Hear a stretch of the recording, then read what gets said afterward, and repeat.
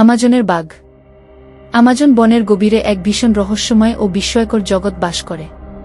সেখানকার সবুজ ও কুমিরের মতো জলাশয়, ঝিরঝিরে বাতাস, গাছের শাখায় শাখায় গা রঙের পাখির গাওয়ার আওয়াজ, সবকিছু যেন নিজস্ব একটি পৃথিবী গড়ে তুলেছে। কিন্তু এই অরণ্যের আরেকটি গুরহস্য ছিল যা অনেকেই জানত না। এটি ছিল আমাজনের বাঘ, বাঘি কাটোয়াঘি বাঘ, যেটি শুধুমাত্র এই জঙ্গলে বাস করে এবং খুবই দুর্লভ ছিল। কাটোয়া বাঘের সম্পর্কে বেশ কিছু কিংবদন্তি শোনা যেত, তবে সে বাঘের দেখা পাওয়া ছিল অত্যন্ত কঠিন। যারা একবার দেখা পেয়েছিল তারা আর ফিরে আসেনি। একদিন এক তরুণ বিজ্ঞানী রাহুল, যে অ্যামাজনের প্রাণীজগত নিয়ে গবেষণা করছিল, ঠিক করল সে কাটোয়া বাঘের রহস্য উন্মোচন করবে। রাহুলের মধ্যে ছিল অসীম সাহস ও এক ধরনের অদ্ভুত আকর্ষণ। সে জানত বাঘটির দেখা পাওয়া মানে শুধুমাত্র তার গবেষণার সাফল্য নয়, এটি পৃথিবী জুড়ে গবেষকদের জন্য এক নতুন দিগন্ত খুলে দেবে।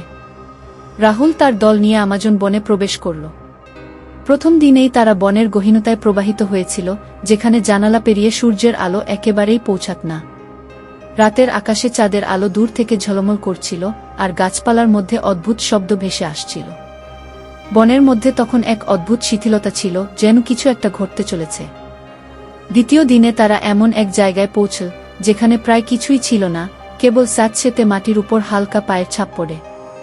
রাহুল বুঝতে পারল এখানে তারা কিছু বিশেষ লক্ষণ দেখতে পাচ্ছে, এটি সম্ভবত কাটোয়া বাঘের ট্র্যাক ছিল।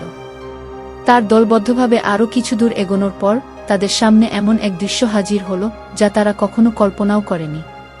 বিশাল এক গাছের গর্তে বসেছিল কাটোয়া বাঘ, এর শরীর কালো এবং সোনালি দাগে ঢাকা। তার চোখ দুটি যেন অদৃশ্য আক্রমণের মতো তীক্ষ্ণ ছিল। রাহুলের দল দাঁড়িয়েছিল, একটুও নাড়াচাড়া না করে। এই বাঘের উপস্থিতি ছিল যেন এক জাদু, যার মধ্যে ভয়ের সাথে সাথে মুগ্ধতার একটি অদ্ভুত মিশ্রণ ছিল। কিন্তু কাটোয়া বাঘের তীক্ষ্ণ চোখগুলো এক মুহূর্তের জন্য তাদের উপর থেকে সরছিল না। রাহুল সোজা দাঁড়িয়ে নিজের বুকের নিঃশ্বাস সামলে হাতের লেন্সটিকে সজাগ চোখে লক্ষ্য করছিল। সে জানত আজ সে যা দেখছে তা পৃথিবী জুড়ে প্রচলিত বাঘের ধারণার বাইরে। কিছুক্ষণ পর বাঘটি গাছ থেকে নেমে মাটিতে পায়ের ছাপ রেখে ধীরে ধীরে জঙ্গলের ভেতরে চলে গেল। রাহুল তার দলকে ইশারা করল, আর সবাই পিছনে পা ফেলল। তারা জানত আজকের সন্ধান পৃথিবীকে এক নতুন দৃষ্টিভঙ্গিতে দেখতে সাহায্য করবে। এই কাহিনী শুধু একটি বিজ্ঞানী দল বা একটি বাঘের সন্ধান নয়, এটি ছিল এক অজানা পৃথিবীর প্রমাণ, যেখানে প্রকৃতি, রহস্য এবং ইতিহাস একত্রিত হয়। আর কাটোয়া বাঘ ছিল সেই পৃথিবীর একমাত্র অধিকারী, যে নিজের পরিচয় স্বীকৃত না করেই বনের গভীরে অদৃশ্যভাবে রাজত্ব করে চলছিল।